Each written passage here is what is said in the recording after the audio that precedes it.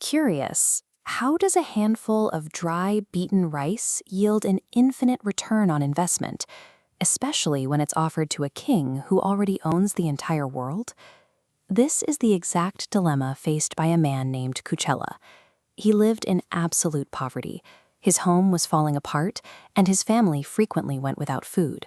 Yet internally, he possessed an immense fortune, an unwavering devotion to the divine, and a treasured childhood friendship with a boy named Krishna. But his childhood friend had grown up. Krishna was now the king of Dwarka, ruling from a city of unimaginable opulence and golden palaces. The wealth gap between the two men was absolute. Watching their children starve, Kuchela's wife urged him to visit his old friend and ask for help. This placed Kuchela in a paralyzing bind. He didn't want to leverage a pure friendship for financial gain. He faced an impossible calculation.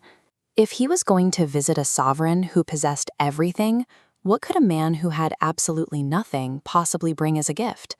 His wife managed to scrape together the very last remnants of food in their entire house. It was a meager handful of Atulu, dry, flattened rice. She gathered those few flakes and tied them securely inside a torn, dirty piece of cloth. As a physical object, it carried zero market value. After a long journey, Kuchela arrived at Dwarka. Standing there, he looked at this pathetic, dusty bundle in his hands against the towering, pristine gold of the palace gates. He was initiating an extreme transactional mismatch. He had brought the cheapest item imaginable to a kingdom defined by the highest possible standard of luxury. Approaching the royal guards, this fragile man in ragged clothes politely announced himself as the king's childhood friend. The guards were entirely confused, but they passed the message along. When the message reached the throne room, Krishna didn't send an emissary. He abandoned his royal seat, ran frantically past two stunned courtiers, and tightly embraced the frail beggar right at the gates. He then brought Kuchela inside and committed a massive inversion of royal protocol. The king of Dwarka knelt down and personally washed the dust from the feet of the impoverished Brahmin. This profound respect was born years earlier at their Gurukul, their school. One afternoon, while gathering firewood, a severe storm trapped them in the forest. Shivering under a tree in the pitch dark, they were absolute equals. Seeing Kuchela trembling, Krishna turned to him and made a clear promise. "Do not be afraid. I am here." That single sentence locked their bond into place permanently. And now, decades later in a golden palace, that bond held. When true, egoless friendship is present, societal hierarchies and vast disparities in wealth are completely neutralized. Back in the royal court, Kuchela felt entirely out of place. Surrounded by extravagant luxury, he became deeply ashamed of his tiny, ragged pouch of rice, and he quietly tried to hide it out of sight.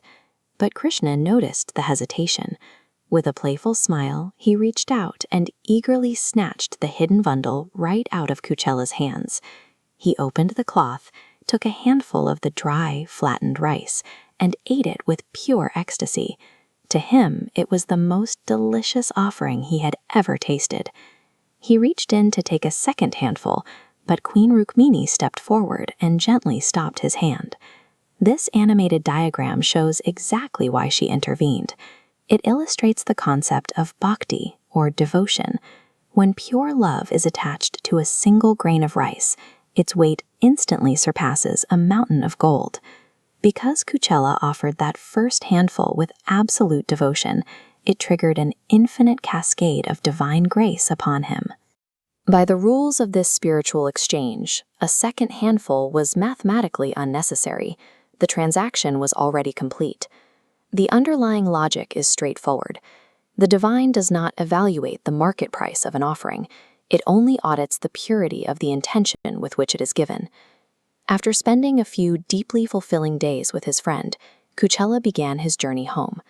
During his entire stay, he deliberately chose to stay completely silent about his desperate financial situation. Walking back, his psychological state was incredibly steady. He fully believed he was returning to a starving family, yet his heart harbored zero resentment. He had seen his friend, and that was enough. But when he finally reached his village, his old life was gone. Exactly where his dilapidated hut once stood, there was now a grand, opulent estate surrounded by lush gardens. It was a flawless execution of unspoken communication. Without Kuchela ever uttering a single request, Krishna had perfectly diagnosed and fulfilled his family's needs. By asking for nothing, Kuchela had received everything. He had offered his tiny gift without a transactional demand, and found that his silence was heard louder than any spoken request. A single leaf, a single flower, or a simple cup of water carries the same weight as a kingdom when it is given with absolute sincerity. The palace, the gold, and the sudden status were only echoes of a deeper reality. Kuchela's enduring wealth remained exactly what it was in his starving hut, the presence of the divine firmly rooted in his heart. The physical luxury around him was simply the outside world catching up to the infinite abundance he already carried.